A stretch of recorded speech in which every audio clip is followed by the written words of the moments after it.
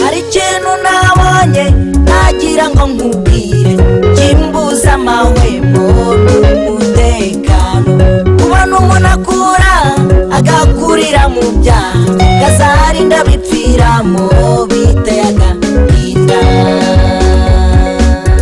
hari ikintu nabonye nagira ngo nkubwire kimbuza amahwemo n'umutekano. kubona umuntu akura agakurira mu byaha kazarinda bipfiramo biteye agahinda. mbega igihombo, mbega igihombo, igihombo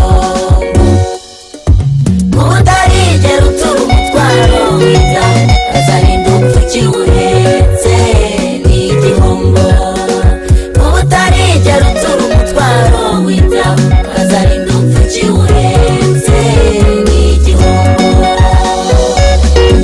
mbega igihombo, mbega igihombo, igihombo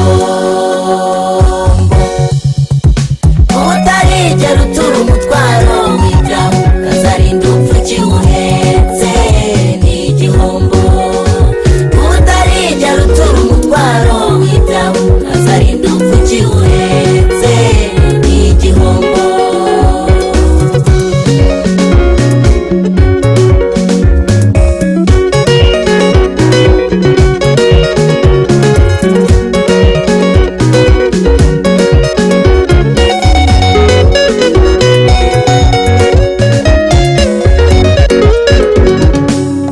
hari ikintu nabonye nagira ngo nkubwire kwitwa kuzimana usenga buri munsi ariko imbuto zawe n'imirimo yawe ugasanga birutwa kure n'utigeze kuyimenya.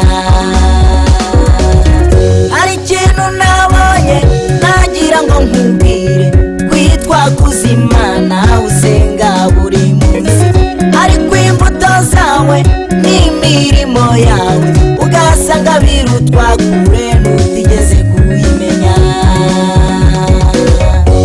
mbega igihombo, mbega igihombo, igihombo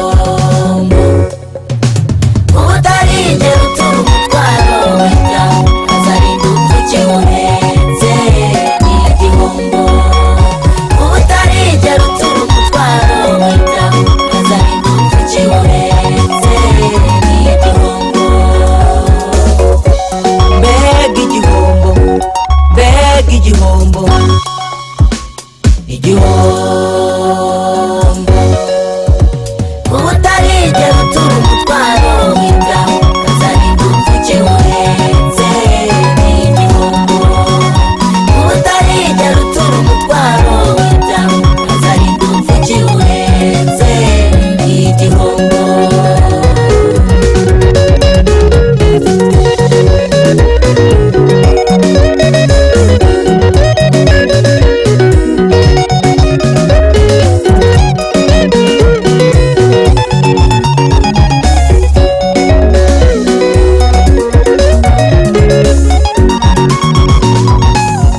hari ikindi nabonye ariko cyo kiranezeza kubona umunyabyaha ariko ibyaha bye akiyegurira Yesu bamutura umutwaro bamuvunaga iteka utagira akamaro.